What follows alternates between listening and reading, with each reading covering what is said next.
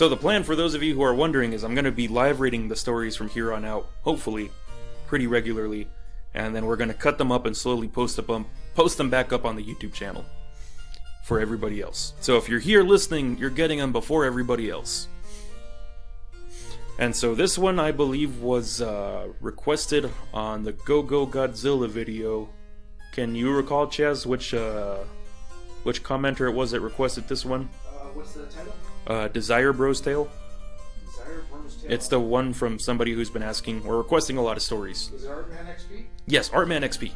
Thank you for all the suggestions. And for those of you listening, if you want me to read one of your tales, or you have suggested tales, post them in our YouTube comments, or preferably go to the Discord where somebody will always see it. And Discord link down below. Desire Bro's Tale. Desire Bro's Tale is a story of a campaign where the players were all demigods, motivated to seize power from their fully divine patrons. The story is full of bickering and backstabbing, culminating in a dramatic coup at the conclusion of the plot. We did not know anything about the homebrew system that it was played on, as Desire Bro did not know either. Apparently it was complicated and used lots of spreadsheets, but that could have been the GM bullshitting the players. Our campaign started out with only a bit of a flourish. Our game master announced himself as the greatest god in a grand pantheon who dwelt in a time and space that no other god could reach, judging the deeds of all lesser beings. By his hand the universe turned, and by his word all things trembled. This is actually rather subdued compared to his usual drama. We would each take the role of demigods, half-gods, barely gods, or whatever you wanted to say that were not true gods. Our greatest power would be our immortality, which allowed us to walk within the realm of the greater gods, but also kept us from being truly killed by anything less than the terrible means it took to kill a god. Our bodies, no stronger than that of ordinary men, could still be destroyed in the mortal realm, but we would simply reform within the halls of the immortals. Our other power depended on which god we would serve. After much discussion, we managed to settle on our characters. The first one to decide was the demigod Korg, a servant of the god of war. His strength of power was simply great strength. Nux was Handelhan, a servant of the god of knowledge. His choice was the ability to read minds, and our game master made certain he understood that his power and all of our powers could not be used upon divine beings but only mortals. After some thinking, Pleth came into being, as a servant of the god of nature. He could breathe motion into trees, allowing them to move according to either his will or their own. Finally, I decided to serve the god of desire, as the barely god Sim.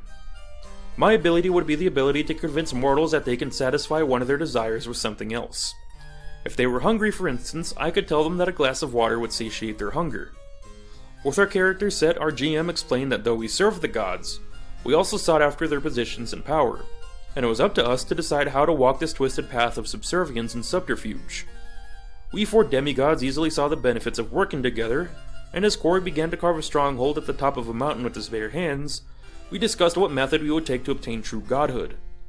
A century passed before Korg was satisfied with our citadel, but it took another 2 before our plan was ready to be set into motion. Handelhan spent his 3 centuries gathering lore about the gods, learning what he could about their natures. 10 of the largest chambers within our citadel became the library of god lore, filled with mortal scholars who thought that looking into the nature of divinity would reveal the truth of the world. The scholars became quite hard in their contemplations, but I dare say that though they revealed a great number of interesting truths about the gods, none of them died satisfied. Pleth was the wandering sort and didn't actually like the mountain too much.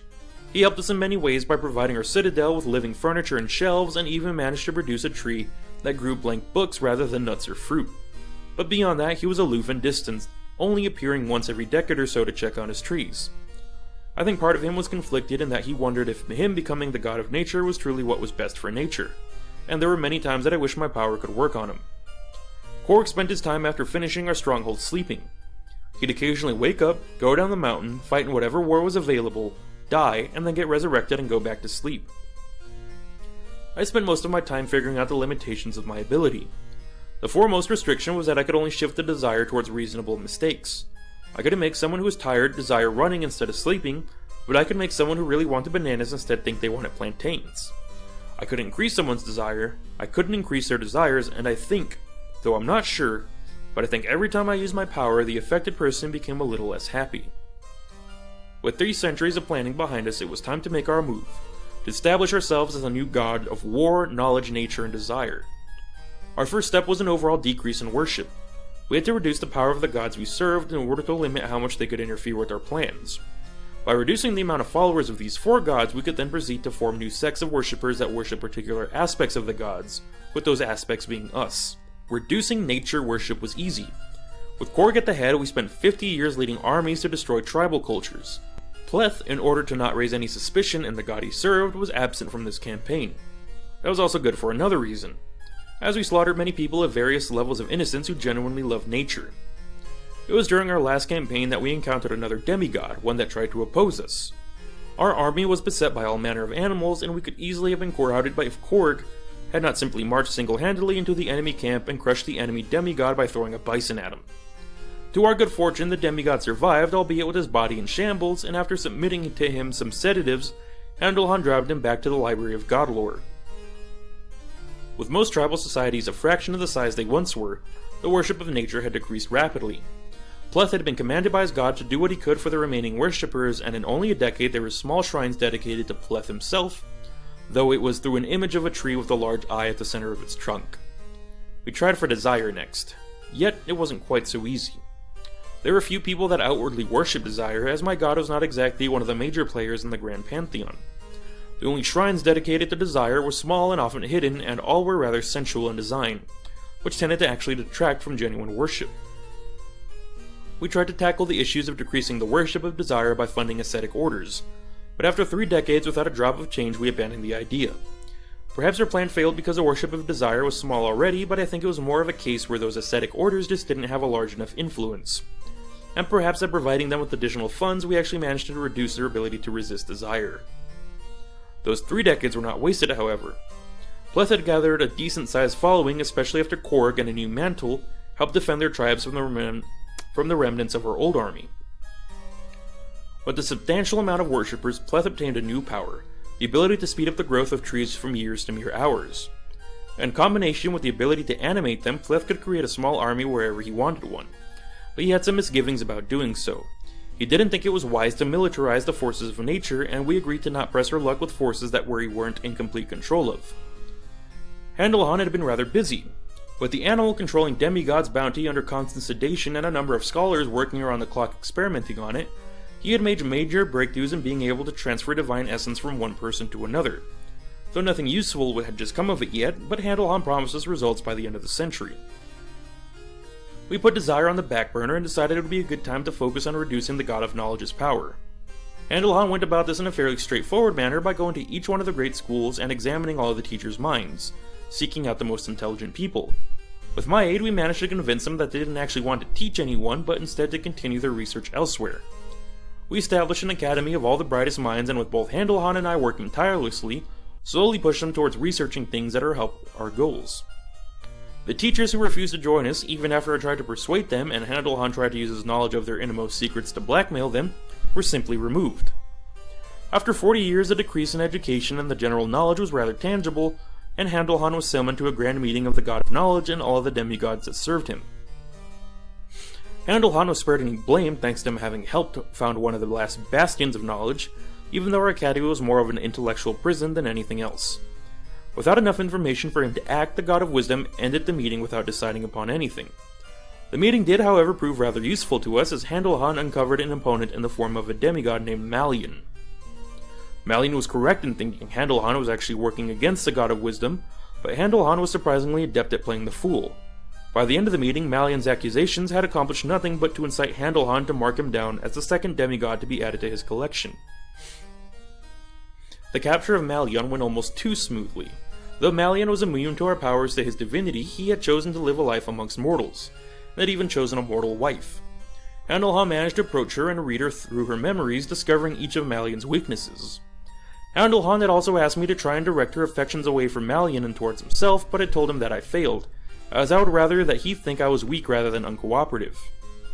In the end, a demigod whose only power was to read books at an accelerated rate proved to be a rather easy capture. With the aid of the knowledge taken from his wife, Korg managed to sneak into Malian's keep and subdue him without much trouble. Once Malian was sedated and brought back to our citadel, Handelhan began to experiment. While Handelhan was busy in our ever-deepening dungeons and Pleth was gathering followers beneath the banner of the One-Eyed Tree, Korg and I rode out to sow some general chaos. Korg needed to spread the fires of war in order to appease the god he served, while I had to figure out how to do something constructive with my time. In the end, I just ended up convincing generals who wanted peace that the only way they could obtain it was by preemptively attacking all potential threats around them.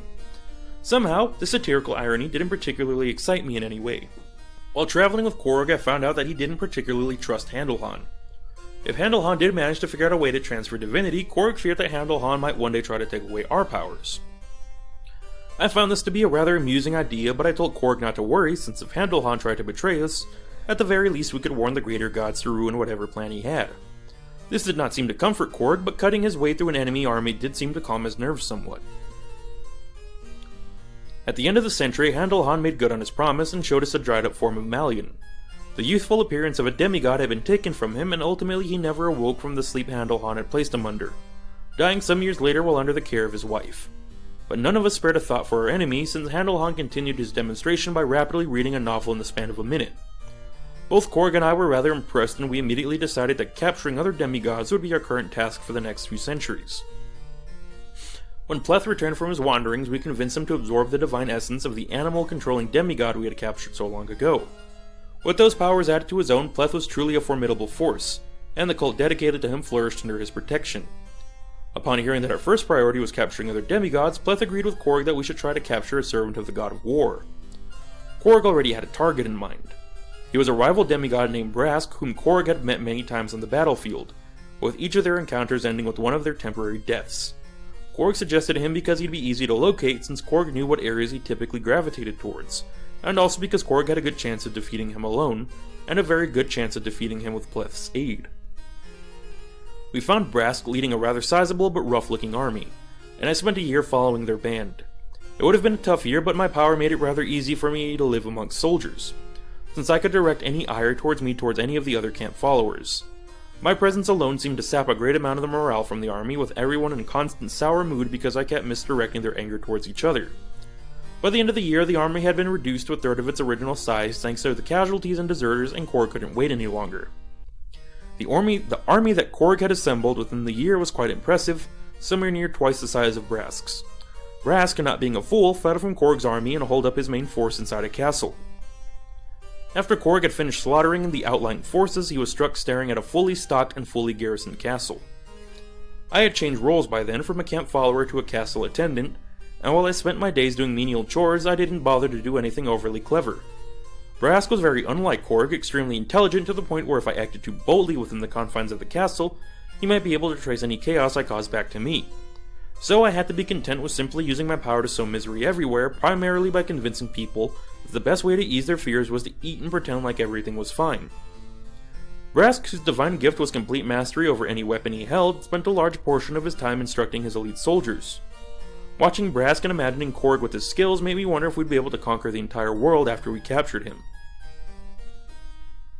The rest of Rask's time was spent defeating Korg, defending against Korg, who was simply an utter asshole.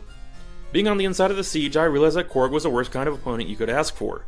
Every few days he would sit himself into a catapult, launch himself over the walls, slaughter as many soldiers as he could before he got tired or Rask himself entered the fray, and then Korg would just run back and dive into the moat, just to return to his camp and give his fresh wounds a chance to mend. By the 5th time Korg had done this, I realized that he was really just playing around, trying to extend this last battle against his rival as long as possible. I wondered why Pleth didn't simply overrun the castle with animals and trees, but not so much as I wondered what Handelhan was doing during all of this. With his food stores having been depleted far quicker than he had anticipated, Rask was faced with a hard decision at the end of the 3rd month. Assembling his last remaining soldiers, Rask decided to make an attempt to break the line surrounding the castle, even if it meant leaving the other castle inhabitants, myself included, to fend for ourselves. Though the men would likely all be killed and the women raped or worse, it was hard for ourselves to hate the man as Rask delivered a rather moving speech explaining his reasons and how hard it was to reach his decision. As Rask and his soldiers rode off, I helped the remaining men gather the women together and for everyone to cram themselves in the innermost keep. There was an incredible amount of weeping from the men and women alike, and I could practically feel how strong their desire to live was. I knew that the best thing I could do for them was to get Korg as soon as possible and to stop his army from sacking the castle, but that'll depend on whether Korg survived his encounter with Rask. Korg had allowed his men to spread the line too thin, and Rask easily broke it. He and his men would have likely managed to escape if Pleth did not command their horses to run. It was somewhat pitiful, with Rask's men screaming at their own mounts, which refused to listen to them no matter how hard they kicked their sides.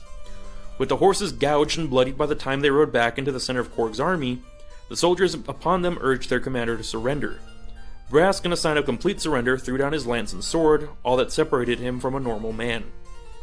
Korg was in a good mood and offered Rask the right to duel for the lives of his men. Rask agreed to a duel at sunrise, which allowed me enough time to sneak into Korg's camp. We had quite a feast that night, celebrating our victory and our reunion. Pleth refused to celebrate since he claimed he hadn't won quite just yet, but Korg feasted and drank until morning. The duel didn't start with any real ceremony. A ring of men surrounded Rask and Korg, and they simply rushed at each other. Korg showed no signs of weariness from having spent the night partying, and attacked Rask with a large club fashioned out of iron. Despite Korg's ferocity, Rask could keep up with the incredible speed of his club, dodging each blow and landing several of his own with his sword. When Korg finally landed a hit, a gruesome blow that crushed Rask's left pauldron shattered his shoulder, crippled his arm, and drove him into an inch into the hard ground. It was too late. Rask endured the attack and then stabbed Korg several times, felling him. It was an unwanted outcome, but not expected. As Korg lay dying, shouting obscenities, we watched as Rask and his men climbed out to their horses and rode off, with none of Korg's men bothering to give chase. Pleth waited until Rask was riding close to a ravine before he had the man's horse buck him off, a somewhat cruel end for a man who had endured so much. The rest of Rask's riders tried to stop their horses, but they continued right past their leader. While some men did jump off their horses, they did not manage to reach Rask before the mountain lions did, and the beast dragged him all the way back to Pleth. The crippled man was all but dead, and we tried far harder to save his life than we had to save Korg's. Thankfully, Handelhan showed up and managed to get Rask into a state of sustainable coma. He also explained how much he had learned thanks to his speedy reading ability and how he had been able to combine his two abilities, reading people's minds all the way to their deepest aspects in only a few seconds. Having spent a good amount of time scanning the minds of the brightest people within his academy, by his reckoning, he had become the smartest person in the world. While Handelhan took Rask's battered body back to our citadel, Pleth and I tried to restore some sense of order to Kord's army. Without Kord's leadership, the army was reduced to just an enormous gang of bandits, and to my dismay they not only sacked the castle, but began to terrorize the countryside. Pleth ended up eventually managing to corral them with his powers, and even managed to make a good majority of them convert to the worship of the One-Eyed Tree, but that did little to alleviate their bitter feelings with me. I had spent far too long among the mortals I knew, and it was difficult to forget the faces of the men and women weeping as they huddled in the bottom of the keep, their fates utterly outside of their control. When Korg, resurrected and angry, returned, he only stayed for a few days in the citadel before he rode off to fight in some war. It was several months before he returned, and Handelhan was forced to deliver him some unfortunate news. Rask had died a few days before Korg's return, though Handelhan had done everything he could to save his life. In the end, he had been forced to extract Rask's divinity in order to prevent him from being resurrected. Not wanting to waste what he had worked so hard to obtain, Handelhan himself had taken Rask's divinity. This story was plausible enough, but the shift in power had become rather dramatic. Korg had been counting on Rask's skill to bolster his own might, but now he was forced to contend with Handelhan possibly having the upper hand in a straight fight. Korg did not voice any of his anger, but I doubt Handelhan would have needed to read his mind to know what he was thinking. His only solace came in the form of Pleth, who he could count on being stronger than Handelhan and keeping him in check. But with Pleth quite busy managing his cult and generally wandering, Korg felt far too vulnerable within our stronghold. Without wasting any time, he began planning our next capture. A woman he had heard about in rumors known as the Queen of the Archers, who was most definitely a demigod if the tales surrounding her were true. And thus ends part 1 of Desire Bro's tale.